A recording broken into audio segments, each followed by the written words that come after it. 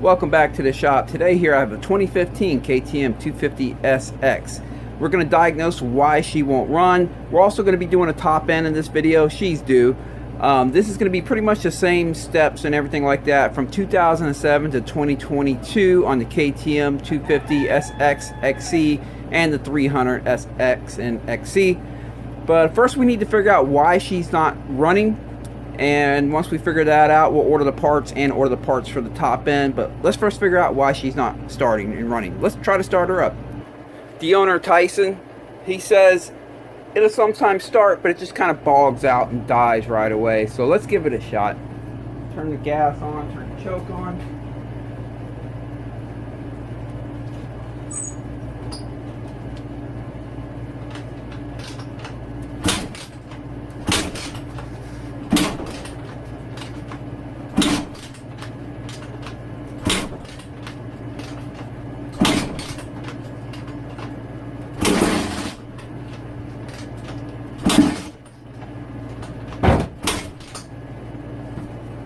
Well, it kind of started to start for a second there. It just went boom and died. So let's dig in, see if we can figure out what's going on. Let's make sure gas is making it to the carburetor. I'm gonna shut the gas off here, remove the fuel line. Well, I see gas drip out of it. Let's see. Oh yeah, okay. So we know gas is getting to the carburetor. On the two-stroke, one of the first things I always do when they don't start or don't run properly is change the spark plug. So let me go ahead and get a new spark plug for it. Oh, and I almost forgot. I mean, I already know because I tried kickstarting it. I can feel that it has compression, but for video's sake, it does have compression. I can feel it on the Kickstarter here, so that's not why it's not starting. Because as you already know, if they don't have compression, they're just not going to start.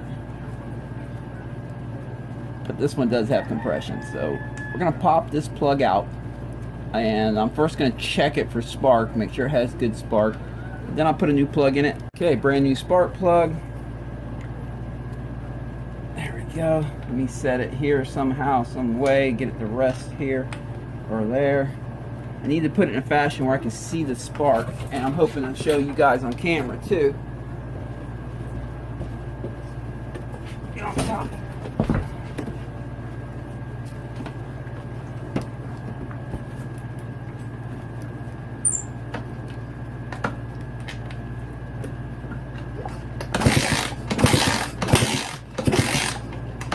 Yeah, she's got good spark, so we're good there. So I'll put that new spark plug in and let's try to start her up. Alright, new spark plug's in. Let me give her some more kicks. Turn the gas back on.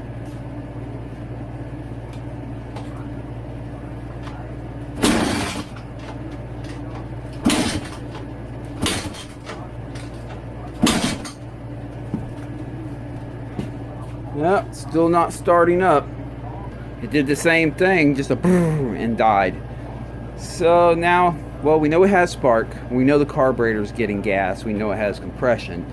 It's time to dig into the carburetor and reads now. That's what I'm thinking. So let me go ahead and start working on getting that carburetor off of there.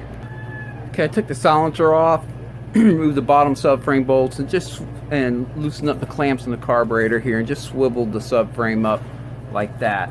That's going to give us a little more room to get the carburetor out of here. You can see the boot is already separated from the carburetor right here.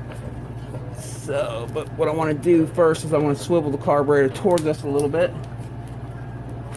There we go. And let me get my tool. Oh, let me shut off the gas. It's dripping gas on the floor. There we go. All right.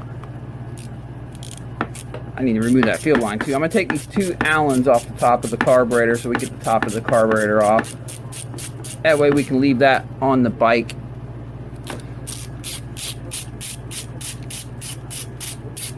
I'm just going to check the carburetor, make sure, make sure it's not clogged up or anything like that. Make sure, it's just like the jets aren't clogged or something.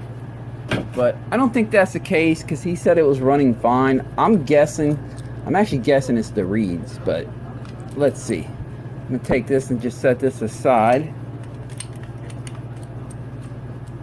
Like such.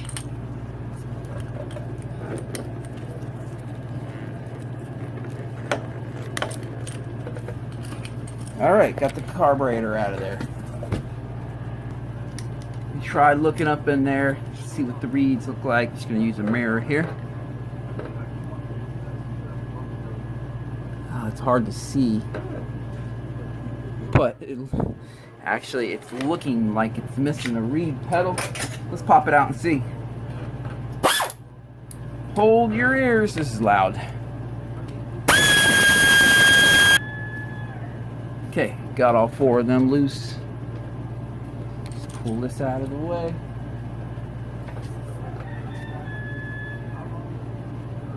Come on, there we go.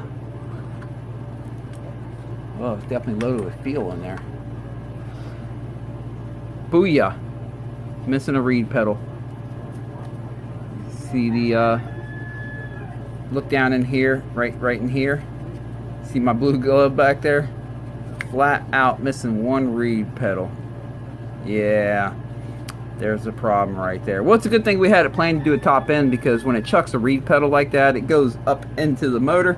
And we need to get all that stuff out of there. We don't need that stuff, reed pedals in there. Yeah, usually it'll just chew it up. You know, this is just carbon fiber.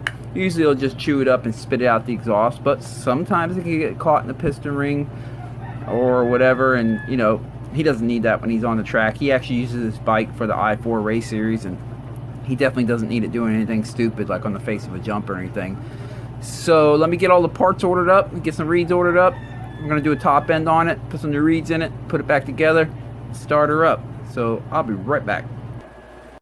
Okay, a few $100s later, and we went ahead and picked up some V-Force reeds for it, because they wanted $109 plus tax and all that to replace the reed pedals, the OEM reed pedals. It would be $109. For basically $160, you can get the V-Force reed system. And what's nice about these is down the road, these are the 4s by the way, down the road, if he ever breaks any reed pedals again and has to replace them, the replacements for this is only $59 instead of $109. So pay a little bit more now, but down the road every reed pedal replacement is going to be cheaper, which is nice because he can keep his reed pedals fresh for a cheaper amount. So we have that Wiseco piston, getting a good forged piston in there, brand new upper wrist pin bearing. The power valve gaskets right here, power valve cover gaskets, the O-rings for the cylinder head, and then the cylinder base gaskets. Now we haven't been in this motor yet, so we don't know what size cylinder base gasket this one takes. KTM sells a different thickness, several different thicknesses of base gaskets for all their 2-strokes. And what you're supposed to do is remove the cylinder head. I'm going to show you in a minute, but you remove the cylinder head and you bring the piston up the top dead center, and you want the outer edge of the piston to be flush with the top of the cylinder when it's at top dead center. And if it is, then you have the proper thickness cylinder base gasket. But if it's not, then you have to use a different thickness until you achieve that. And since we've never been in this one before, you can see like this one right here says it's 0.75 millimeters. Everyone has a thickness. This one's 0.2 millimeter. So because we've never been in here before, we don't know which ones this take. So I just buy them all, and that way we don't have to sit there and stop the job, order more new parts, and blah blah blah. So anyway, I'll show you that as we get there. Alright, we have to get the top end off this thing. So the first things first, let me get that tank off of there. It's just a 8 millimeter right in here, and 2 8 millimeters up underneath the front side of the shrouds there. Let me pop them out. Hey, I'm making a video. You're making all that racket.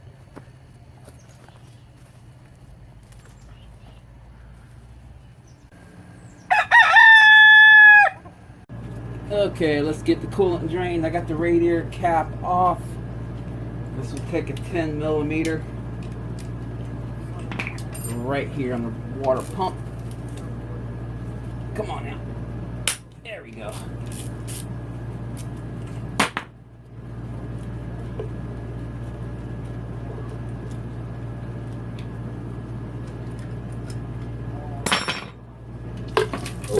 Oh, making a mess everywhere. Dang it.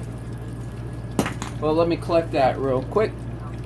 Okay, I'm gonna put that back in so I don't forget it at the end of the job. Pour coolant in, it pours all over the floor. Alright, let me go ahead and work on getting this pipe off now.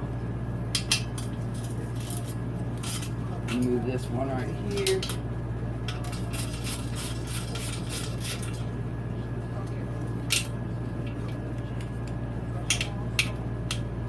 Come on, there we go.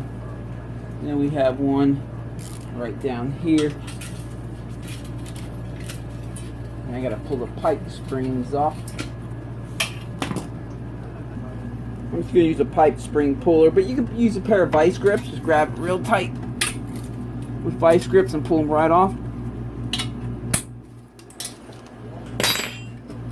Alright, pipe is out of here. Okay, I need to remove that cylinder head to check top dead center with the piston and see if that cylinder base gasket is the correct one.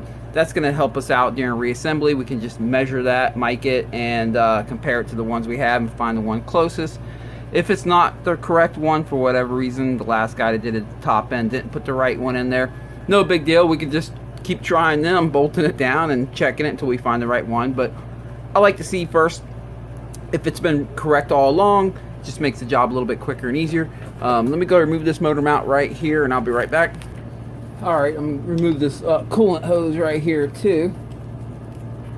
And pull the spark plug back out. Might as well. I mean, I could probably get the head off. I'm pretty sure I can with the spark plug in there, but might as well pull it out. Okay, time to pull off the cylinder head.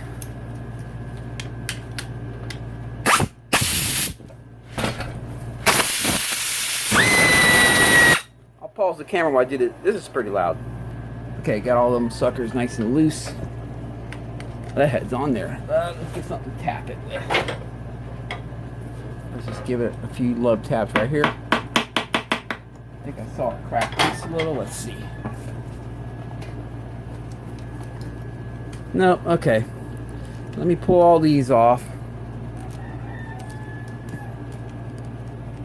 Well, they go flying off everywhere. Beavis is out there making a ton of noise. Anytime he hears that tool, I think he thinks it's another rooster. And he's out to claim his territory. Alright, let's see if we can get that sucker off now. It's probably been on there for a long time. There we go. Okay. Easy does. Yeah. Ew. What the? That is some gooey, gunky stuff right there. I don't know. What the heck? Well. Alright. I don't see that every day. Not like that.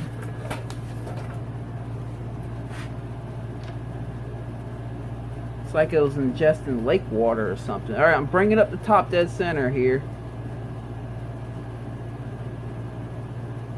Slowly, easy does it.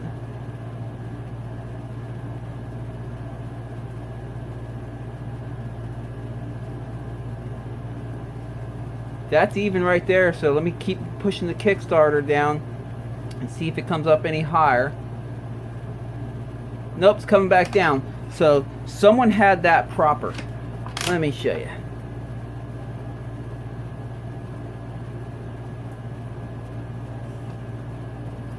There we go.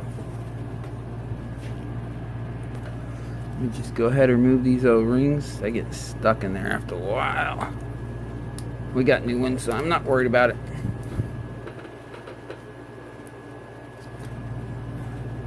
Alright, at least that one for now. I'm not worried about the outer one. I just want to get a better feel for it. Wipe it up. Okay. Come on, Beavis. What I'm looking for is right here, where the edge of the piston. Let me get you closer. Alright. The edge of the piston, where it meets the cylinder right here, the top of the cylinder. They should be even, flush. I'm going to check again. If you have the proper cylinder base gasket, the proper thickness. If it's too thin of a gasket, it's going to cause the cylinder to sit a little bit lower, and the piston's going to come out the top a little bit when it's at top dead center. And if it's too thick of a gasket, the cylinder is going to sit up higher, and the piston's not going to reach the very top.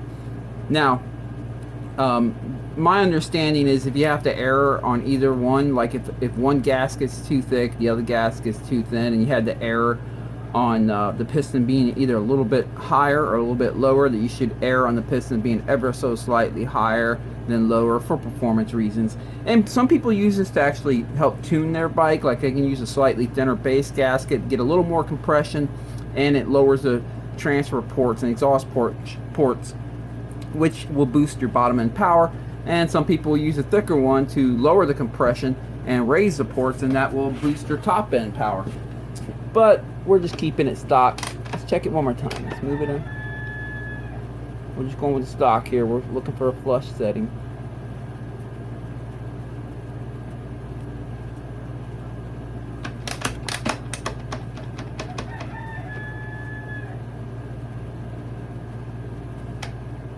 Yeah, it feels pretty good.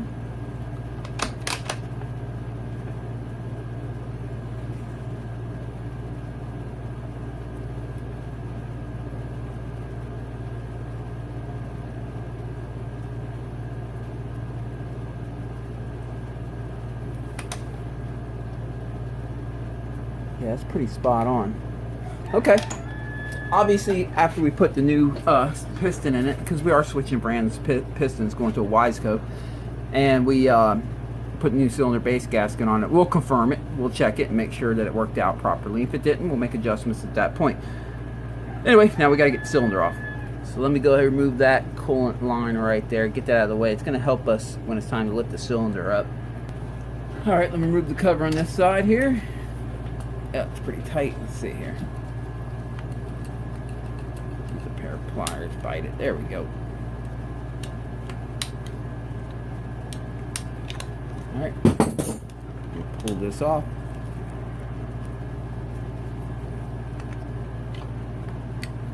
There we go. Woo! Look at that, how gooey and black.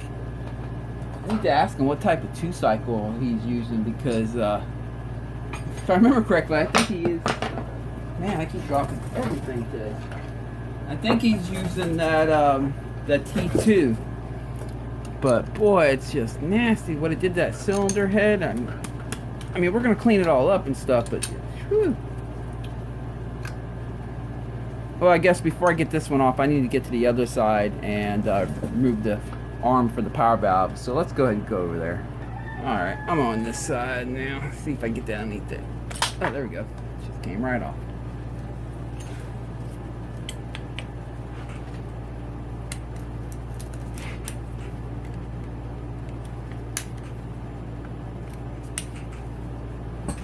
Okay, let me pull these out. Yeah, the way this Dart 2-cycle is looking, it's looking sludgy, kind of like if. And the way it was on the cylinder head, like if the bike has been ridden in water and it got water mixed in it or something. I don't know. Alright, we got to collect that clip right there. Let me go get a pair of needle nose. Okay, when you pop this clip off, you want to be careful not to drop it in here, because then you have to remove this whole clutch cover to fish it out. So what I'm going to do is I'm going to set it behind this side and just roll it off here. But I got my finger back here and right here to keep it from falling off. There we go. Okay, now I'm going to grab it with the needle nose, because again, you don't want to drop it. Pull it out like this and then pull it straight down, give it a wiggle, and there it is. Again, you don't want to lose that. I'll set that right there for just a second. Pop this off. Alright, let me go put this on the bench in a safe place. Don't want to lose it.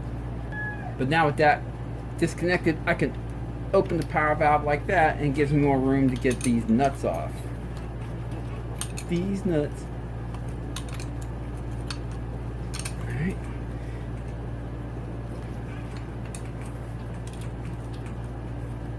Alright, let me pull these two off. Okay, got them two off. Might as well slip the gasket on out of here. There we go. Now let's go to the other side. And same thing over here. Now I'll be able to get this one off. Remember a second ago I couldn't. Let me get a better wrench. This Pittsburgh wrench. Look at this. Look how fat it is over here. It's a cheap wrench. Harbor Freight wrench. It's Yeah, it's hitting the wall. Let me find a better one. Well, crap, I got a really nice snap-on one, but I'm not finding it right now. But I did find this Craftsman. Looks a little thinner. Let's see. Huh, crap, it barely cracks, man. Let me look again, see if I can find it. All right, found my snap-on. Let's see. There we go. Holy cow. See, that's why sometimes better tools are just better. You pay a little more for them, but I'm not a tool snob by any means. As you can see, I have some cheaper tools, Harbor Freight stuff. The Harbor Freight stuff works great, actually, for the price. Plus, they do have a lifetime warranty on their stuff, so you can return it. Most of their stuff, at least. But sometimes you just gotta have the really high-end stuff. That's where you pay the price. But you see how thin that wall is. You pay more for it, but then sometimes you just need it. Set that over there. We'll clean that before we stick it back in the carburetor. Don't worry. All right, let me get this one off. Okie dokie. I wonder if it's gonna hit right here. I wonder if that's gonna get in our way. Let's find out. Time to lift her up. No, we're looking okay.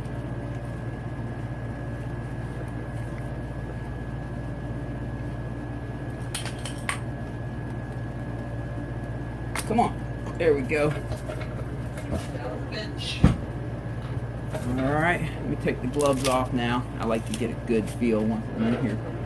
Boy, it's a mess. Well, they were using an OEM gasket, so that's good. Alright.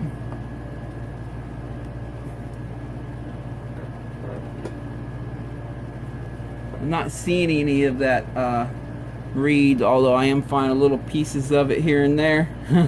So it already started to chew it away, probably spit it out.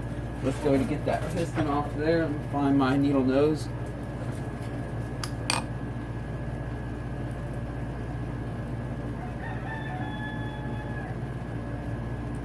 Come on. There we go. Alright, that wrist pin's pretty stuck. I'm going to go to the other side, just give some nice love taps. You don't want to beat the crap out of it because you're basically beating on your rod, but some nice love taps don't hurt.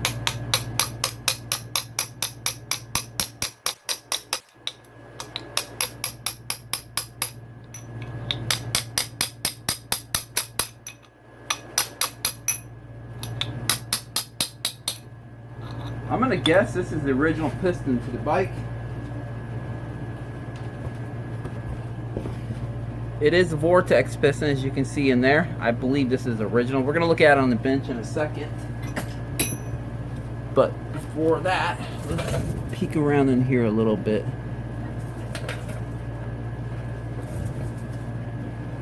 Just check. Alright, the rod feels good. Very acceptable left and right. Pretty tight, actually. You know, I'm just wiggling it left or right there and feeling it. I'll check for up and down as well. No up and down, that's good. Now I'm going to put my fingers down here at the bottom of the crank. All right, let me get you up closer here, show you what I mean. There we go. I'm going to put my fingers right here, put one right here between the case and the crank, and the other one right here, my thumb. And I'm going to move the rod again like this and see if the crank is going up and down. I don't feel an up and down. I do feel a little left and right, like the whole crank sliding left or right like this, but it's not going like that. So that's good. That's pretty normal in these KTMs with the type of bearings they use. And again, look at this. We got reed material everywhere. I'm going to have to flush all this out. That might have been what's making the black goo. I don't know. But nasty. It's just gritty. It's all up in there. We're going to have to get all that cleaned out. Let me go take a lunch break real quick. The wife just brought me some McDonald's. That's really good food. And I'll be right back. Alright, back in the shop. The belly's full. Let's take a look at this piston. Let's just see. Oh, that thing's stuck in there. It's fine. Just looking to see how it's fared out. It's looking like it's, you know, it's done well. Shows a little bit of wear, but nothing crazy.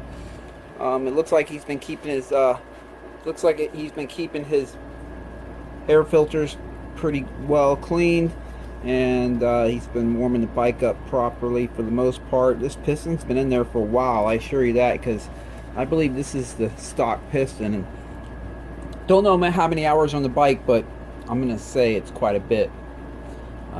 Yeah, So set that aside. Now let's look at the cylinder here. Wipe it up in here so I can get a better view. Of course, I'm going to be cleaning all this up, but I'm just taking a look, make sure there's no issues, because why waste the time cleaning it if it's bad, right? Which I don't think it is, but you never know. I mean, I pulled the top end apart to my YZ250 some time ago and found the nickel plate was starting to peel. Okay, I can see where the rings have been turning around down here, but it's not leaving any grooves or anything I can feel with this tool. It's just a visual, so that's going to be okay. I'm checking in between. Oh, let me get you on camera here. I'm checking in between every single one of these ports. That's if the nickel plating is going to peel. Oftentimes that's a spot that it likes to peel at, and everything's looking good. Yeah. All right. Check up here. Yeah, it's looking good. Right up here where the, man, my finger's dirty. There. So everything's looking good on it. I mean, you know, it's missing some of its cross hatching in some areas, so it's definitely got some usage to it, but there's no ridge where the rings are turning around. You can see right here, let me get it in camera again. It's missing like cross hatching like right here, over here, around the exhaust port area. That's pretty typical. But you can see it does have cross hatching right here, and even right in between where the two rings turn around over there. So it's looking good. It's looking like it'll handle another piston, so that's good. Let me go ahead and remove this. Now I also have to get that reed stuff out of the crank area. So yeah, let's go do that. Oh wait, there is more. Let me check the power valve here. Make sure that's opening and closing just fine. There we go. Close, open, close. So the main tongue here is open and closing just fine. Now I'm going to look up in there.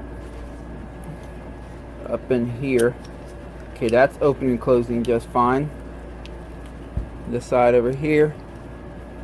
Yep, just fine. Alrighty. So I'm going to take the power valve out in a couple minutes, clean that up a little bit, and but before I do that, let's go ahead and clean out that crank area. Okay, back down here. Let's get the gasket off, the old gasket. I'm just going to rip it off right now. We'll need to save the pieces of it though, because we do need to measure it.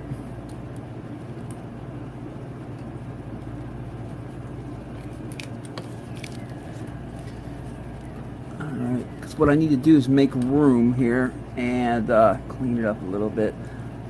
I want to plug these the best I can, and that, because I'm going to fill this up with gasoline, swish it around, just get it all stirred up, roll the bike outside, stick a high pressure air line down in the bottom of the crank and blow all that crap out. Just try to clean that out.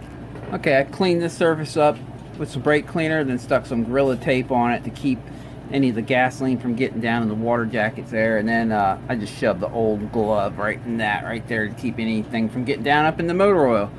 Let me fill that up with gasoline now. Okay, got it full of gas, just swishing it around. Ooh, I can already see black chunks floating all.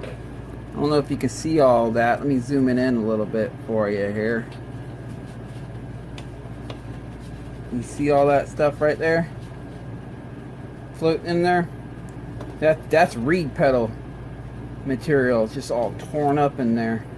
So I'm going to stir this around a little bit, and I'm going to take this gas and clean these surfaces right here and over here and all up in the intake over here. I'm going to clean all this out. I'm going to roll the bike outside, and I'll take this air thing right here and just stick it way down up in the bottom of the crank there, blow all that out, and I'll probably fill it up with gas 1 or 2 more times, stir it around and blow it out until I'm pretty confident that all that stuff is out of there, and then I'll roll the bike back in here. I'll be right back. Alright, got that good and cleaned up. I mean, you can see it's a lot cleaner now, so I can go ahead and remove this tape. Oh, that's stuck on there good, which is good. Keeping all that gas from getting in there. do this. Here we go, we have that all cleaned out. Okay, time to remove the power valve.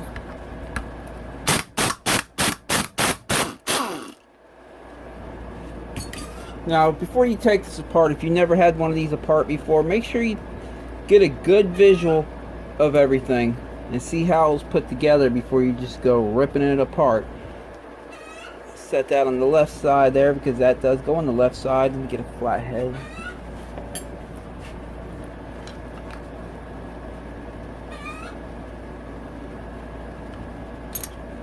There we go. Okay, remove that. Let's see. Looks like the right size. I mean, it also doesn't hurt to take some pictures too before you take it apart. That can help you out.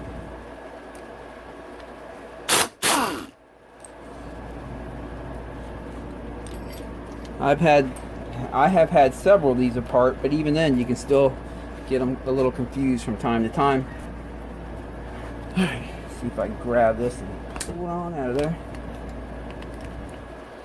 There we go. Got that drum out. Okay, got that side cleared out. Let's flip her around. Oh, where'd my... There it is.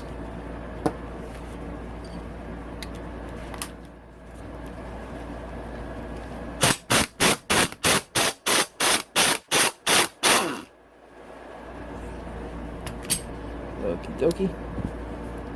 Use a flat head again to work that sucker off. It is stuck on there.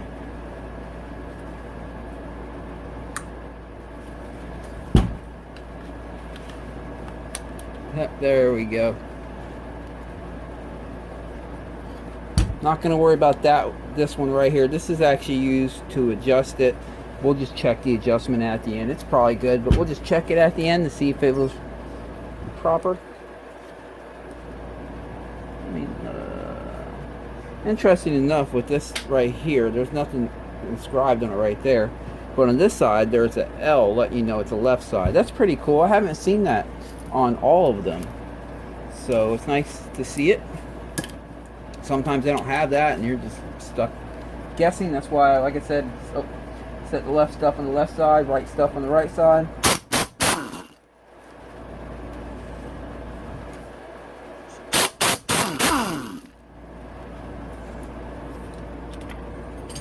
Alright.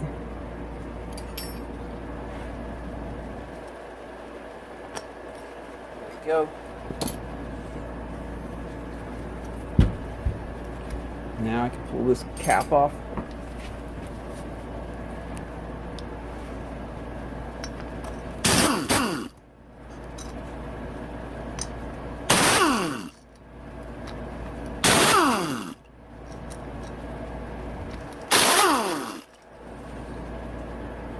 It had one exhaust hook for the spring right here and the other one right there, so I got to remember that when it's time to put it back together. These things can sometimes be a little stuck on there. Try to give it some gentle love taps. Nothing yet. Alright. Let's see here. Let's try it like this. There it goes. It's starting to break loose.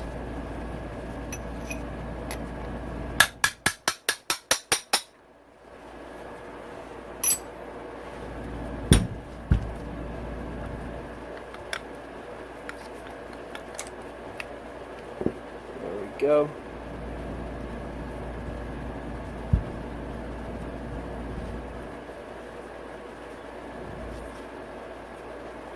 Okay, just checking the condition of everything. It's just dirty. That's all it is.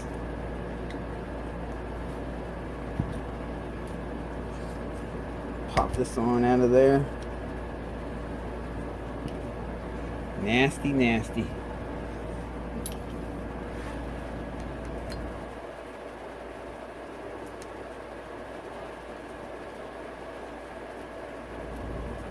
These O-rings are usually reusable.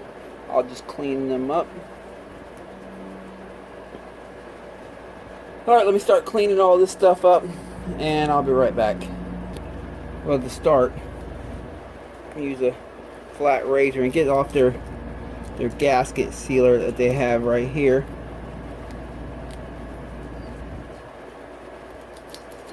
Get all that off the flat surfaces.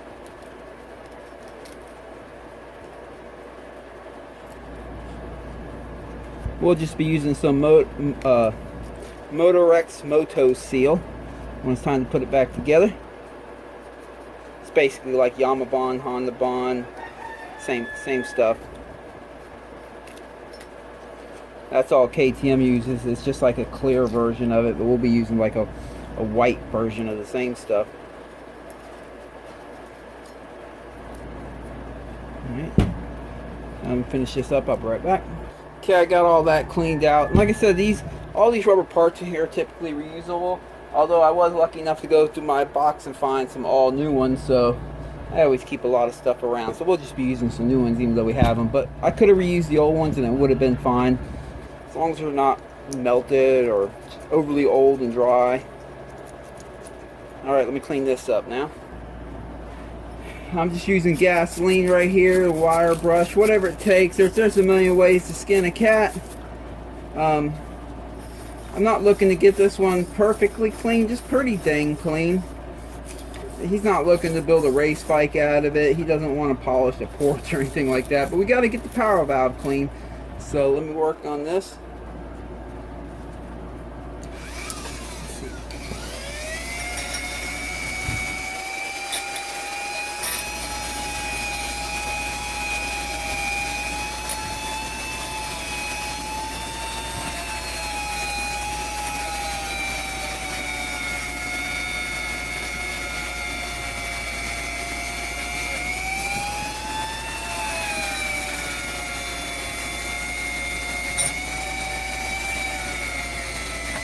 Just use you got all kinds of fitments you can put on these things. This is just you can see it's a wire wheel that's twisted up, but it works good.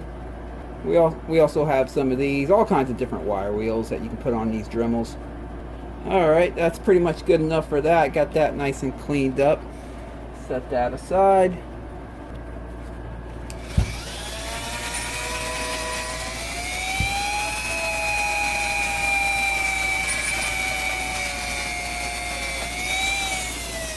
Okay, I got this all cleaned out. Might not look like it because it's still got a lot of black goo and I still got to rinse it off. But again, we're not looking to polish this one up by any means. He's not looking to make a race bike out of it. He just needs it cleaned up and ready to go for the next race.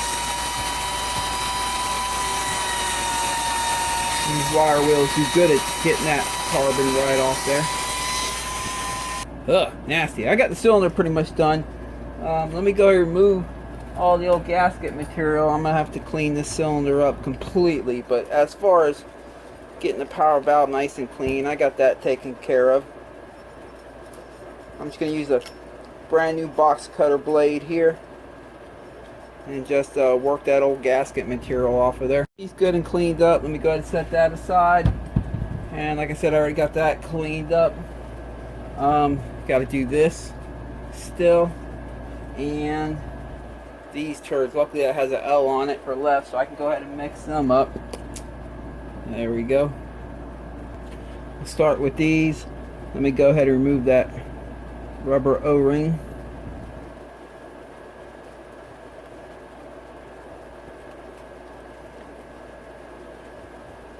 There we go. Removing on the other side too. All right.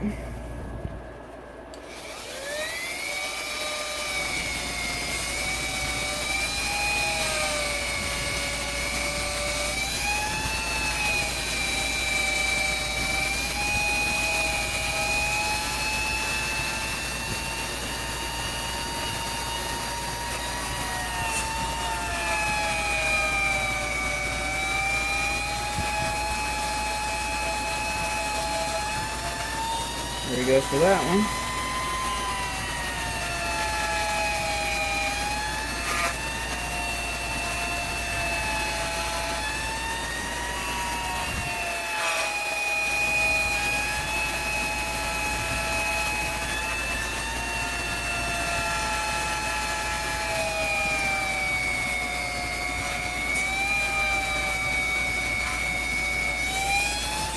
I'm going to just hit the outer of it.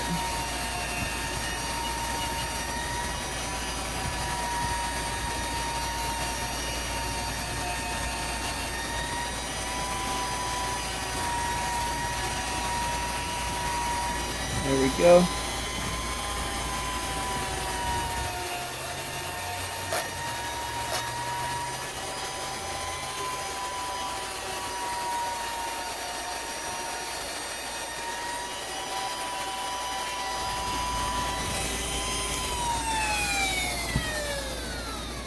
So I don't have to make these look brand new. I just have to clean them up.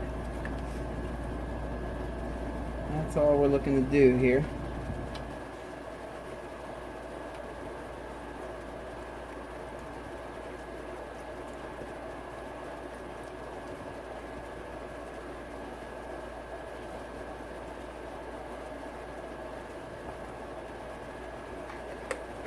Put these back on and they'll be ready to drop into place.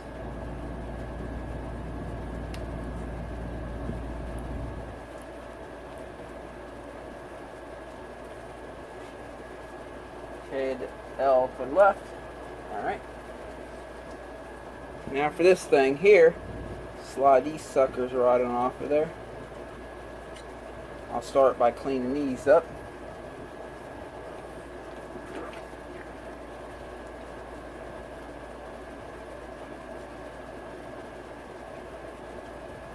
Clean them by hand here. There's really nothing on them to really clean. I'm just kind of give them a dip bath.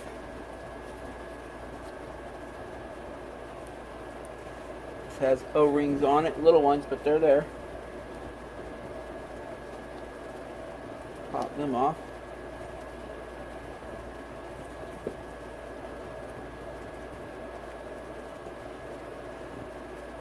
So we don't damage them, so we can reuse them.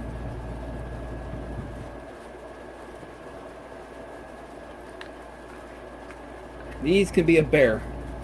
They're just, they can get loaded with carbon. That's why I saved that for the end. They're just nasty. Let me get a bigger wire wheel and we're going to chunk away at it. Tell you what, I love these little ones right here. They start out as just like a cone shape. And they slowly work, if you use them hard, they'll turn into that shape. But boy, they're great at just digging in them tight spots. But for this thing right here, I'm going to break out this bad boy. And here we go. Let me check the speed. It's bigger, so I want to slow it down a little bit. Start real slow. Saw some wobble in it. Don't want to go too crazy with the speed yet, but need more power than that. Let's try it again.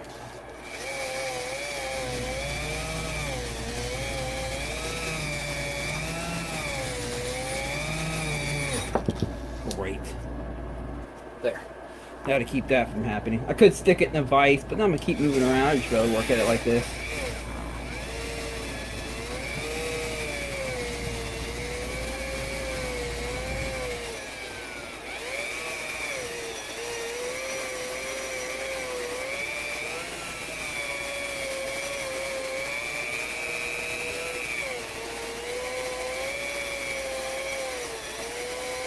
As you can see, this could be very time consuming. Make sure you wear some safety glasses and all that good stuff. Your eyes are important to protect.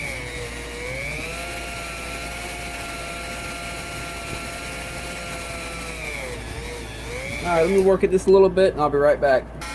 Working on the other side now. The back side.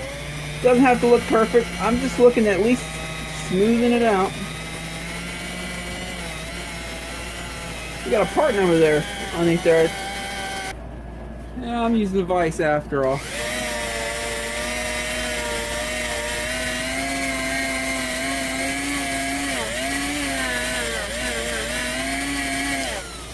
I'm now using this wire wheel right here.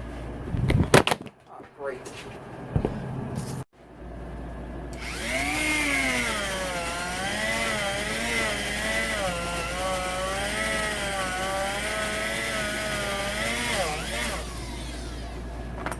Okay.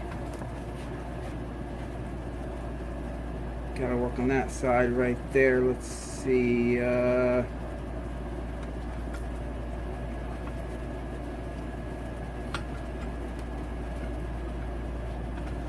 we go.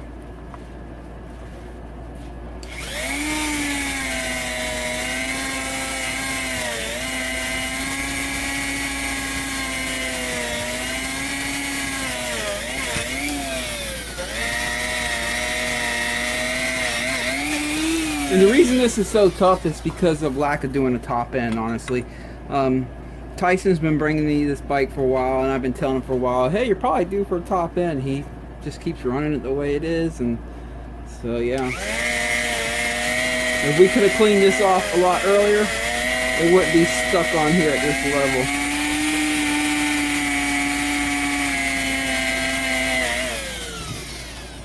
That's why it is important to kind of do your top ends on time, so you can get this stuff taken care of. Got some right there we got to work on. Well, that's about as good as that's gonna get. It's pretty bad, real bad, but it's gonna work fine. I mean, it was working fine before. If you clean them every time, it doesn't build up like that. You know, when they build up, if you use a better 2-cycle oil too, it doesn't stick as tight. I don't know what kind of 2-cycle oil he's been using. I know lately he's been running the T2, but I don't know what he was running before that. But, you know, a good 2-cycle oil will not leave that type of residue behind. It's one of the reasons why I'm a real stickler about using a synthetic 2-cycle oil. And it's just to keep that kind of stuff from happening. Just getting a little bit of similar lube under that. There we go.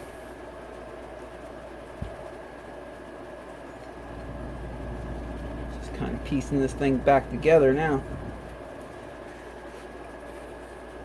All right.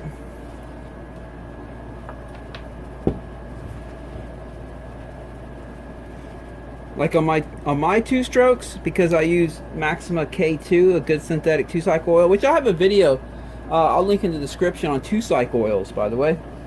And but I use the Maxima K2 personally, and that stuff, all I have to do is hit my power valve area with brake cleaner, and it all just, and it's perfectly clean. I never have to hit it with a wire wheel. When you have to hit it with a wire wheel like that, usually it's because you've been using a castor-based oil. And castor-based oils were good in the old days. You know, we kind of needed it, but nowadays the synthetic oils are really good. But again, I'll save that for that video if you want to watch it. Oh, I see a little more gunk still there. Because we shouldn't have had to do all that. Honestly, I shouldn't even have had to remove this cover.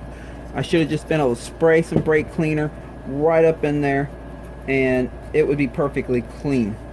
But that's what happens when you use a castor-based oil.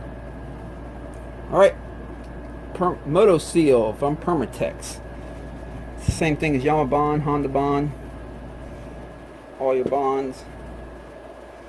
Just going to put a thin layer on all the sealing surface here. Doesn't have to be thick, it's very thin. Okay. Just Yamaha Bond on all that, Honda Bond, Permatex.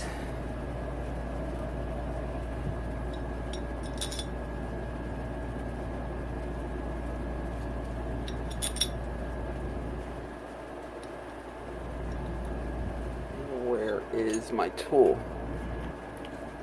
There we go.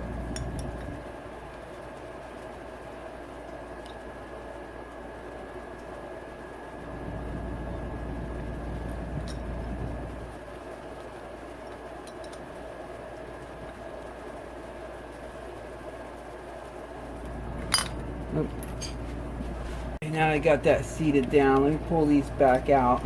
I'm not going to bump anything, but I want to put a dab of stuck nuts on each one of these so it does not come loose.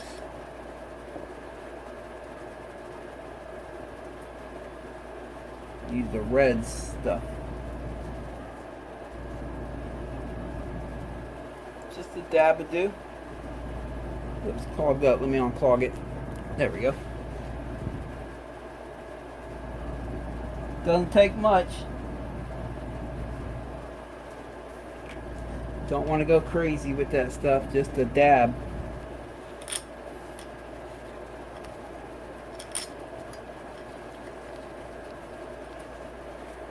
Let me open the power valve. There we go. Before I start tightening these up.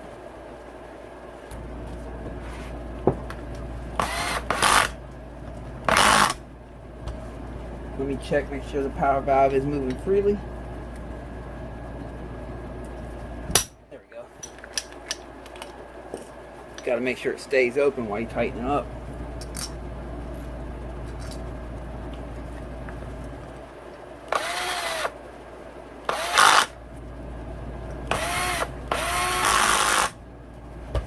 Double check, make sure it's still open and closing freely. Yep. Okay, let me tighten it up.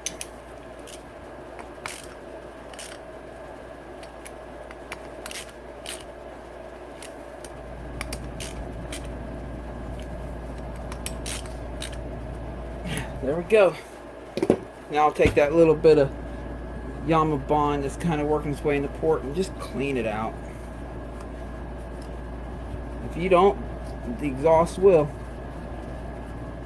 At some point it'll burn it out at some point.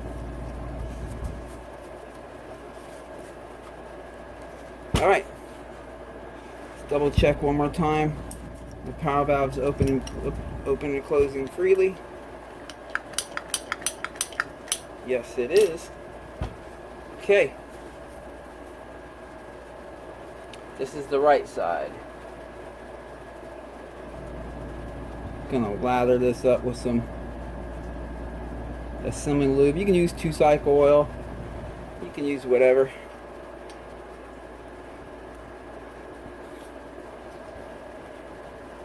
Hold on here.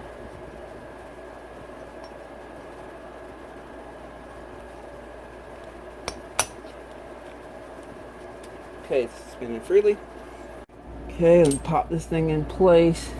Where's my stuck nuts? There they are. Again, a dab will do. There we go.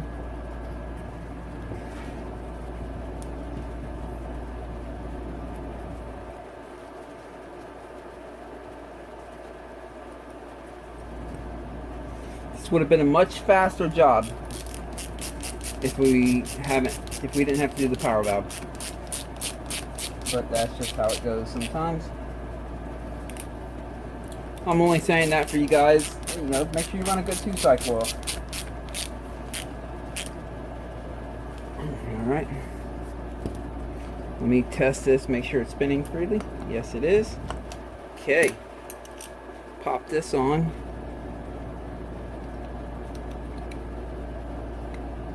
Okay, you want to set that on. Let me get some point in here. When the power valve, when you pull this down, that last tooth on this pawl right here is in the last groove for the tooth right there. And when you push all the way up, come on, there you go. The last tooth is right there on that one. And that's how you do that. And now, oh, hold on. Let's go ahead and get this sucker on there while we're over here.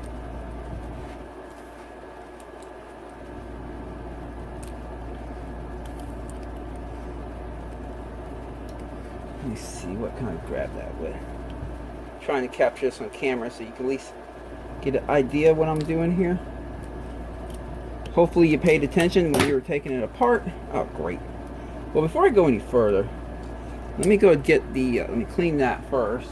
It's a brake cleaner.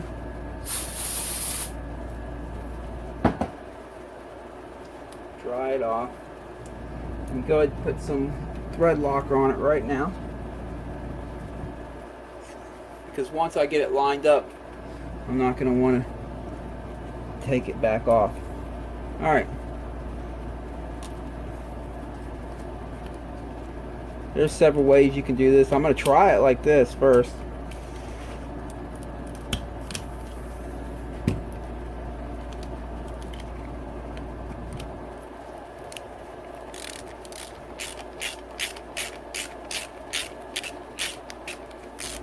appears like I might be successful.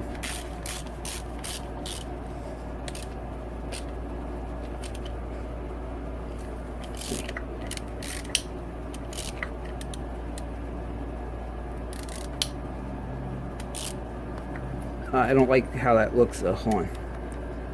Loosen up just a hair. I gotta center, you see? Gotta center that out so that sleeve can slide in the middle of this piece right here. Okay, that's looking better.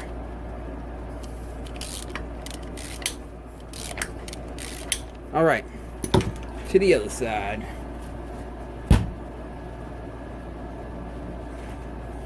Get you up in here a little better. Again, some assembly lube. You can use 2-cycle oil, motor oil, gasoline, whatever. Doesn't matter.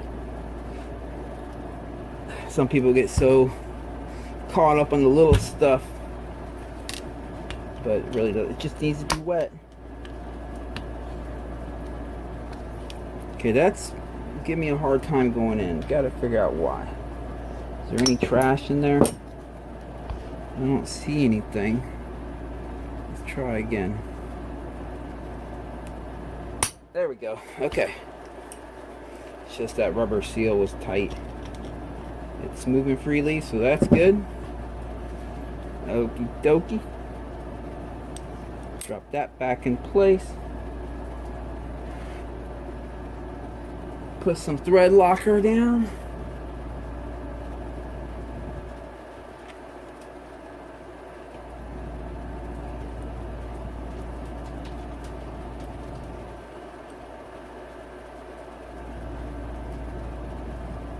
We'll be firing her up in a little bit here. Once I'm done with this power valve, the rest of this is all downhill. It's going to go pretty quick. I mean, we still have to measure the cylinder base gasket and make sure and bolt it down and make sure we got the right one and that kind of stuff. But for the most part, it's going pretty quick. Plus, it's 3 p.m. and I'm hoping to be done with this by 5 p.m. It's Friday. I'm ready to wrap up this week. So let's see. See if I can get it done in time.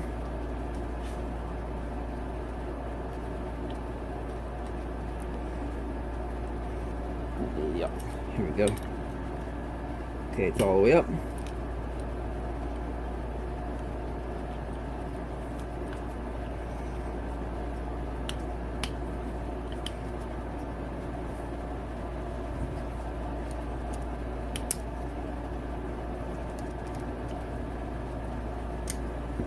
Come on now. Here's what we do. I'll go to the other side and spin it a little bit.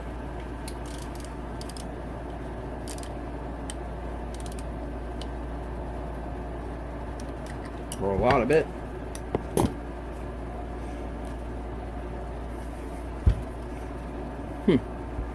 Give it a few love taps here. No? Oh, there we go. Alright.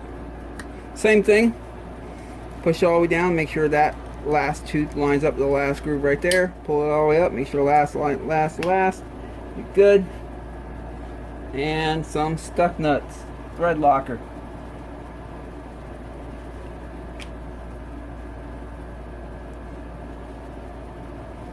Where'd that go? There it is.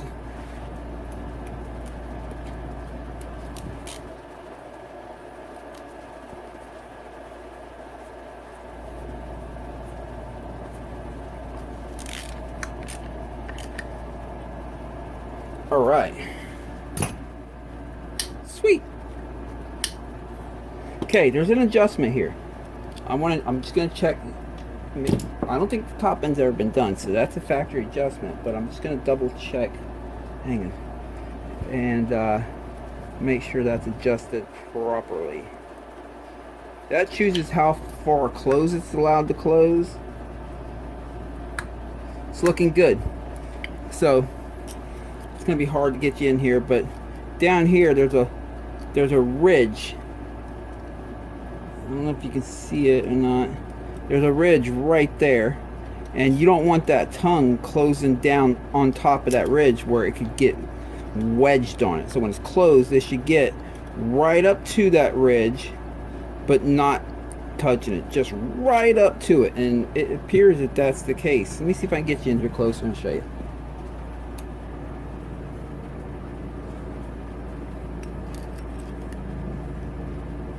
That ridge right there, power valve fully closed. Let me open it back up. You can this is tough, guys. I'm trying. Okay, there's a ridge right there. Close it. Boom. And it gets right up to it, but it doesn't quite touch it. So that's a sweet spot right there. It's gonna be good. All right. But if you had to make adjustments, you can loosen this up right here and slide it in relationship to where this bracket's at right here, until you find that when you close it, it's set in the perfect place where the tongue is almost touching that ridge, but not quite. And when you get it there, you're good.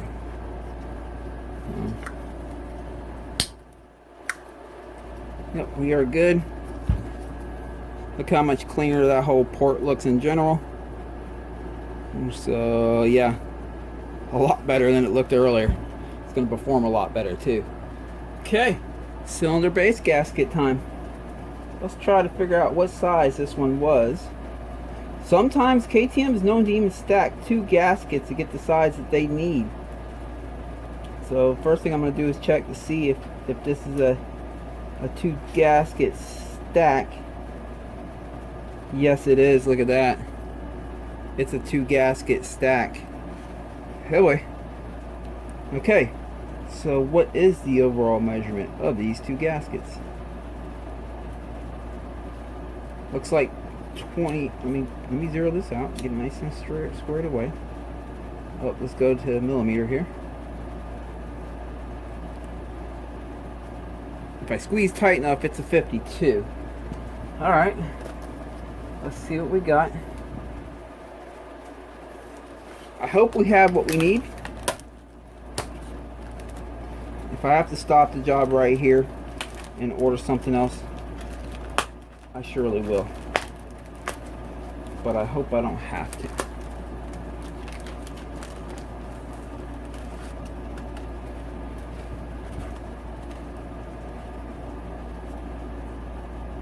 Okay, that's a 48, so we know that's not thick enough.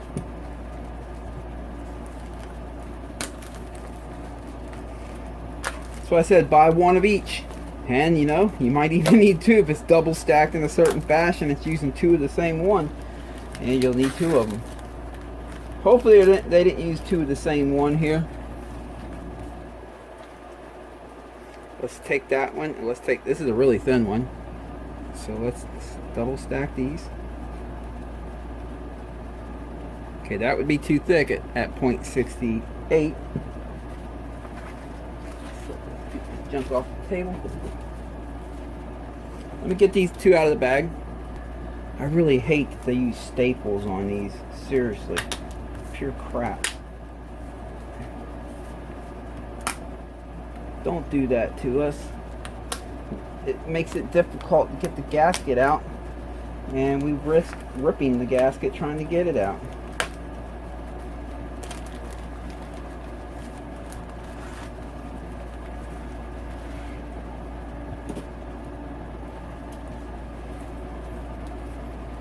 Oh, we got someone stapling on them over there.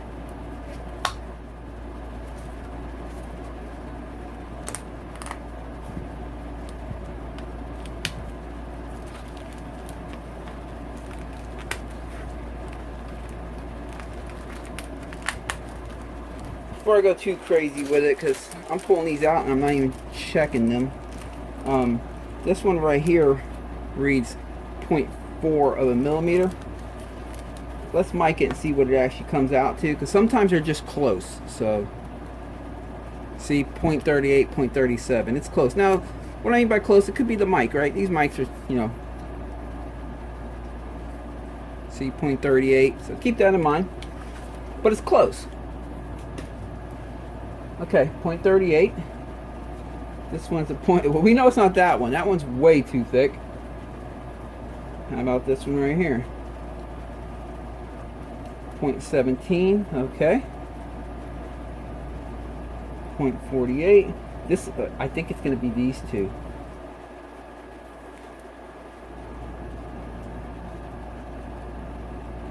Yeah, check that out.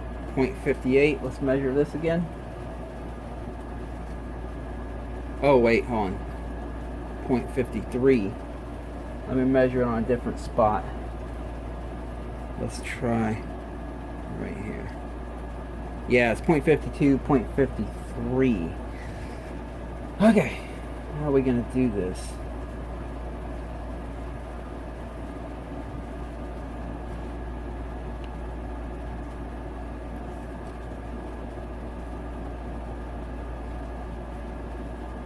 .14,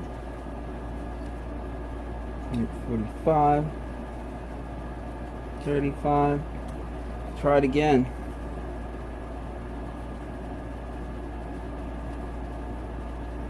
Too thick. Not good.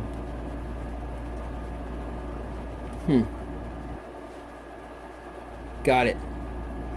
Okay, good. Didn't want to have to order another gasket. Alright, so for this bike it's going to be the 0.30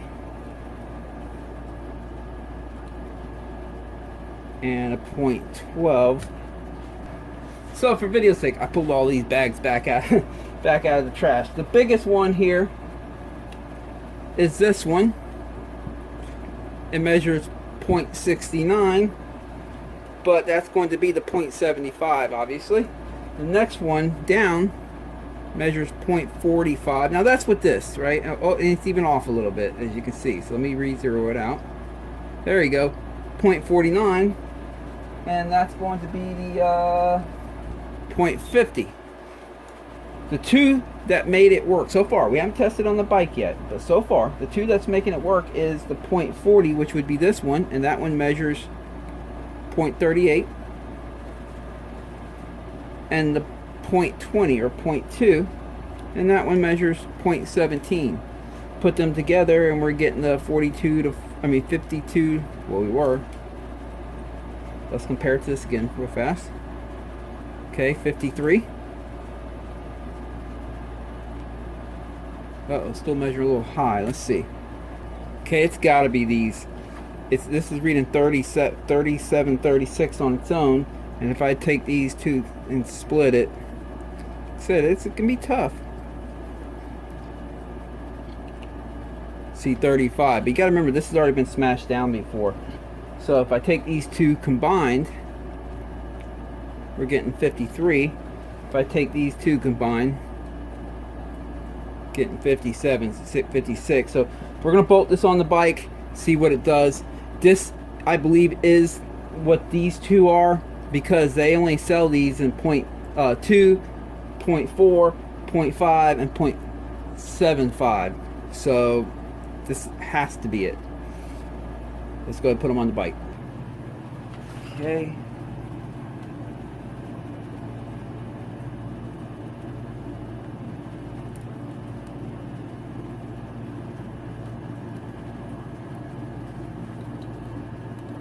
Said this has got to be it. It's just good to measure ahead of time, so at least maybe only we have to bolt down the cylinder one time, and that's why I'm doing that. But we'll know once we get on there. Again, it's been mashed down for quite a while. It's OEM gasket, you know, so it's probably just gotten mashed down for quite a while and shrunk a little bit. But let's see what happens when we bolt this one on nice and tight. Okay, brand new piston time. Pull one out of the box here. Man, they got it all taped shut. And now it's 3:20, hoping to be done by 5.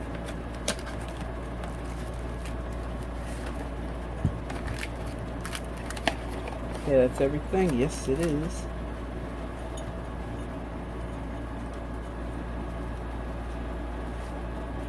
Brand new Wiseco piston. These are really good pistons, forged pistons. Just checking fitment here real quick. Yep, feels good. Just making sure they didn't send the wrong size, or maybe someone had a big bore in here I didn't know or recognize or whatever. All right.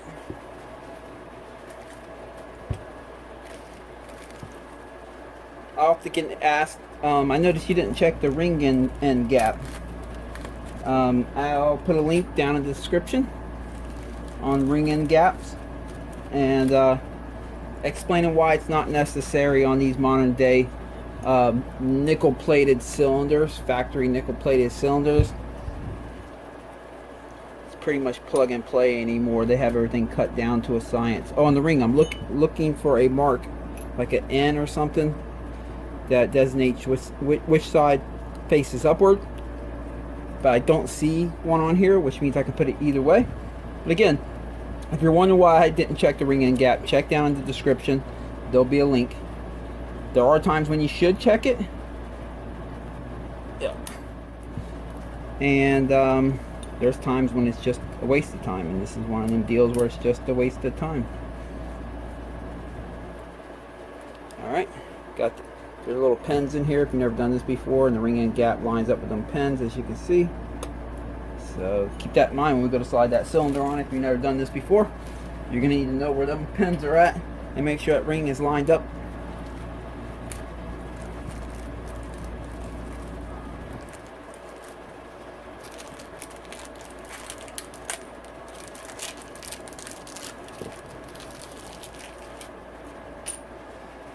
So now there'll be two links in the description. One link on ring end gaps, and here it is, and another link on 2-cycle oils.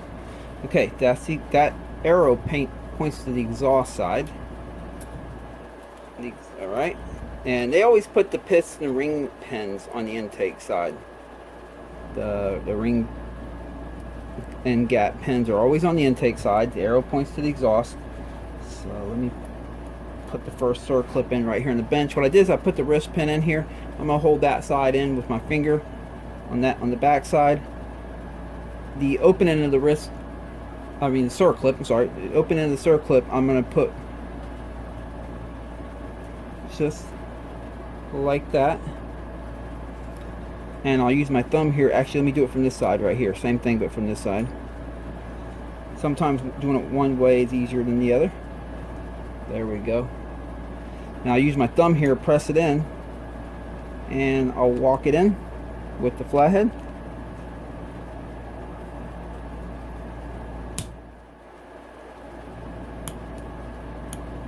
Now I'll flip it over right here and just press this in.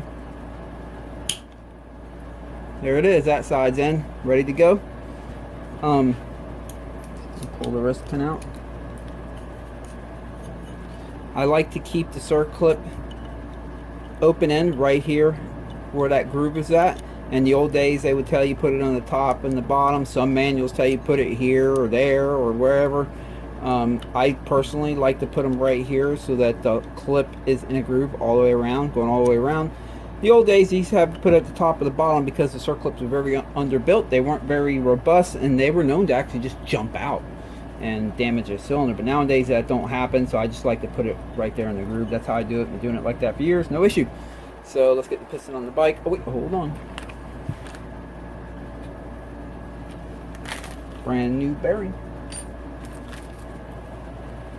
Drop a little bit of Similube in this too. Not much, okay? A little more. There you go. Alright, let's go put all this stuff on the bike. Okay. Slide the wrist pin in there. Before I go any further, because I've cleaned out this whole crank area with gasoline. Yeah, it was 2-cycle gasoline, so it did have some oil in it. 2-cycle premix, but I'm gonna pour some premix right on top of the rod bearing here. And that would mainly that's just gonna go down to the bottom. Yeah, we'll get on the rod bearing a little bit, but mainly it's just gonna go down to the bottom and give it a head start on some migrating oil, some oil in the crank area. So yeah, that should be good enough. Okay. There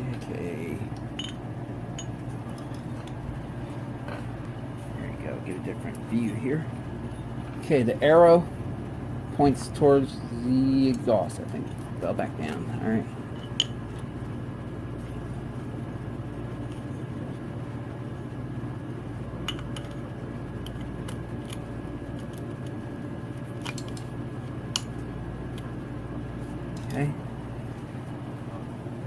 take a rag, put it down here in case the circlip goes flinging off into outer space. Alright, I'm going to put this circlip on the same way. I'll push that all the way in there. Same way I did it on the bench. There it is. I'm going to move the circlip here, like I mentioned, to have the open end in that groove as much as I can. Sometimes they get a little stubborn. That's where it's at, right there. It's going to stay right there. Alright. Let's go ahead and move this. Go. Okay, time to slide the cylinder on. Now remember, the ring end gaps need to be where them pins are at. There we go, they're lined up to that. I'm going to rotate it down to the bottom here. Set it there. I'm looking the cylinder one more time, just make sure there's no grit or anything like that. I got it cleaned out good. Yes, it is. Okay, here we go.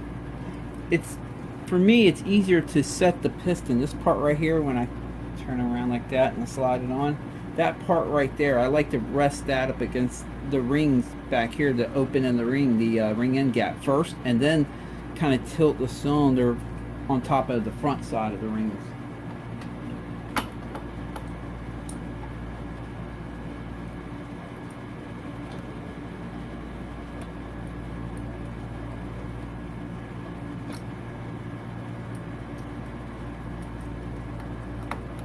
Give it another shot here. There we go.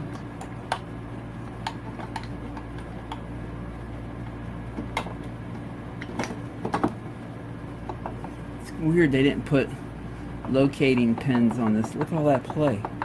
That's just how they made these things. These KTMs, they have them on the newer models, but this model, they just let it do all that. It is what it is. I have to say, the funny thing, yeah, they've gotten better, right? The newer models are better. The funny thing is, I remember back in 2015, they were saying, "Oh no, the KTMs, they're the future. They're far. That's top-notch ingenuity." People would tell me that, you know. And I know there's nothing special with the KTM. I promise you, there's nothing special. It's just a dirt bike, just like the Yamaha is, Kawasaki. No high ingenuity done in these. I'm telling you, it's just the same stuff. Look at that. Explain that. But that's how they came.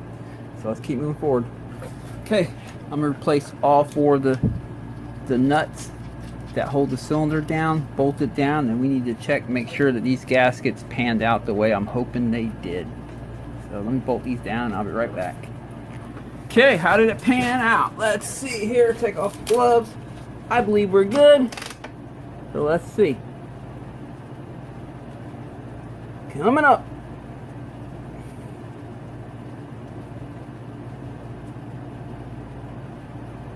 Yes. Let me get it back up to the top and I will show you.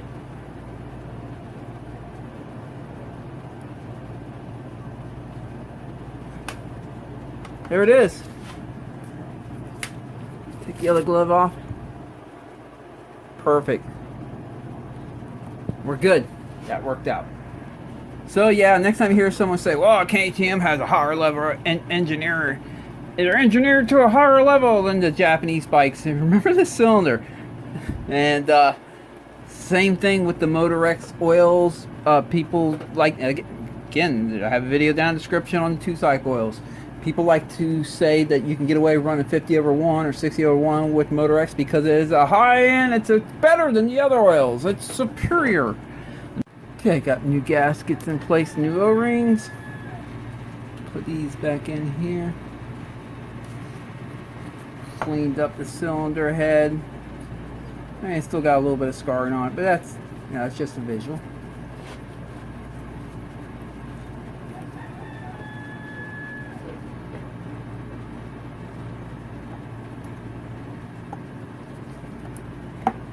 There we go.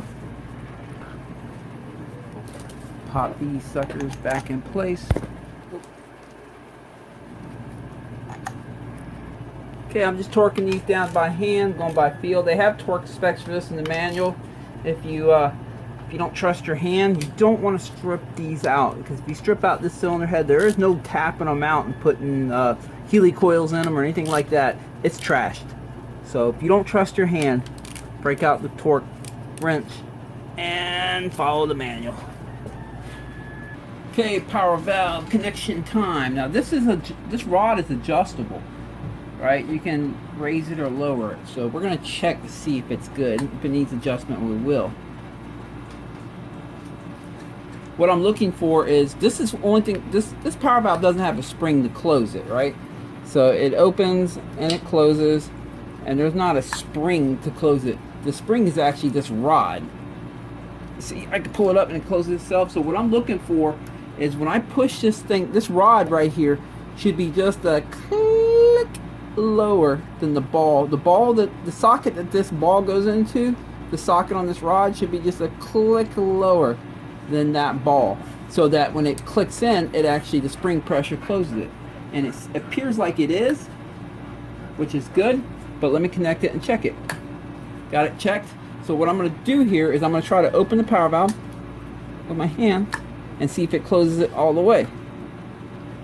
And it is. I can't, see?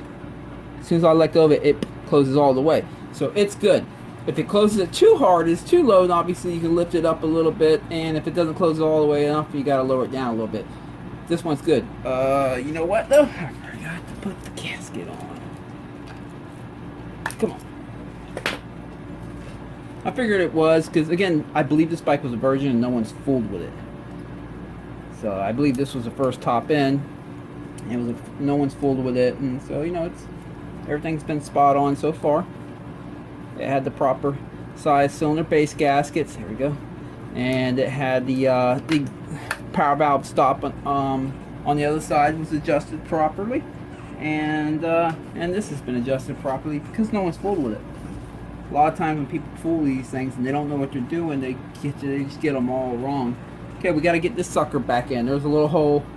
That pin right, that part of it right here goes up in the hole on the back side. Grip it good with your vice grips. You don't want to drop it down in there. You'll be digging it out. So make sure you hold a tight grip on it as you try to get it in that hole. That's what she said, at least. See, it's fighting me. So all the way on.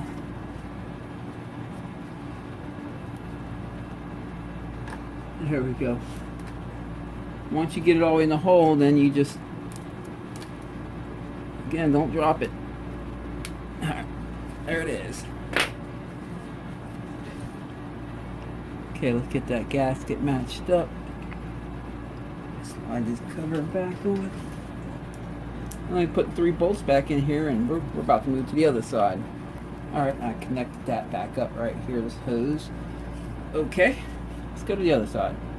And now I gotta put the cover in on this side. Hey, if you're at home watching this video while you're doing this job, you know, this video is gonna be out there on the internet for years. A lot of people are gonna watch this video as they do this job.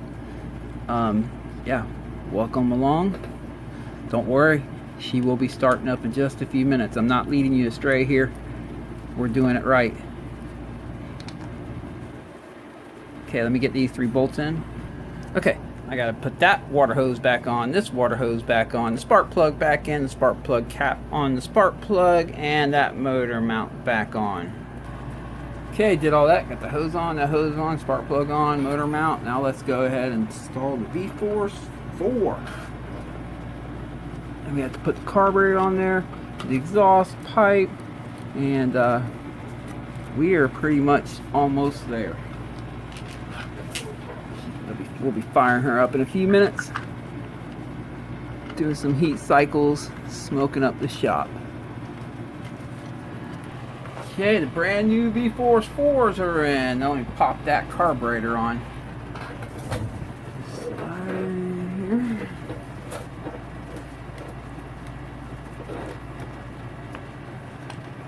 There we go.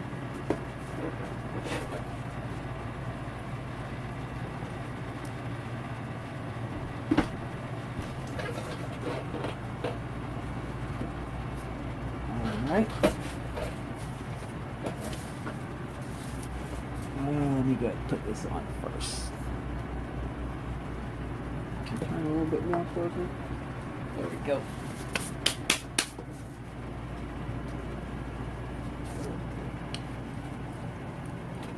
This needs to go on that side.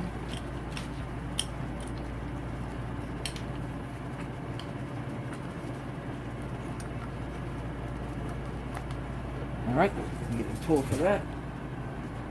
And tighten her up. Get really close to starting her up.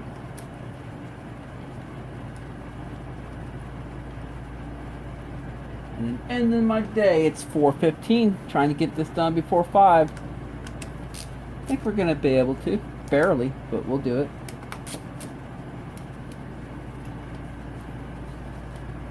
And I can start my weekend.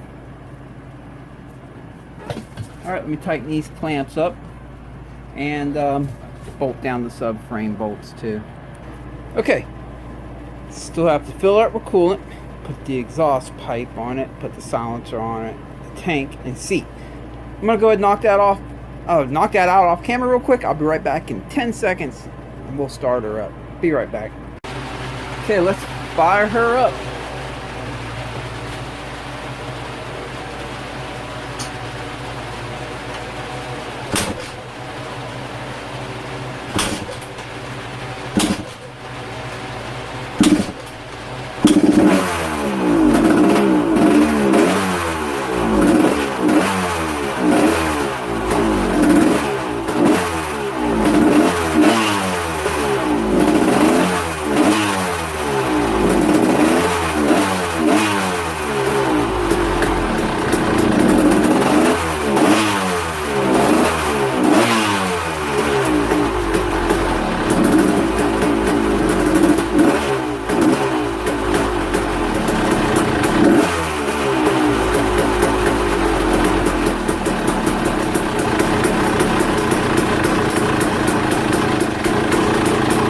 Gonna let her get warmed up a little bit, do a heat cycle. I'll be right back. All right. Checking for coolant leaks.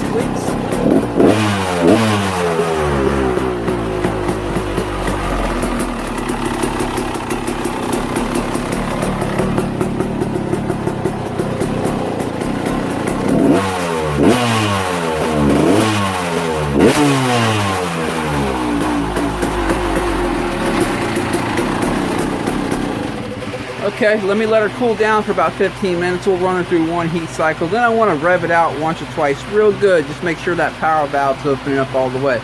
I'll be right back. Okay, let's run it through another heat cycle. This time I'm going to rev her out a little bit at the end of it.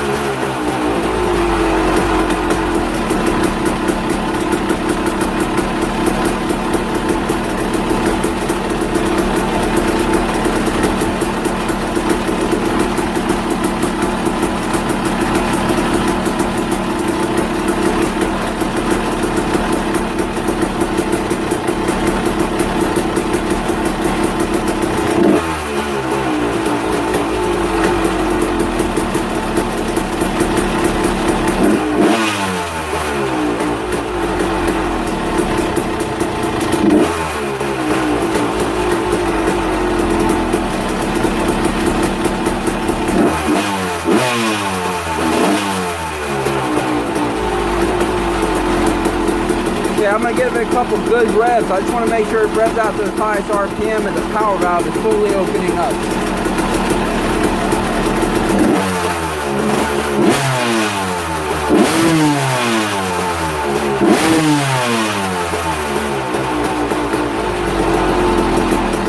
She's doing good.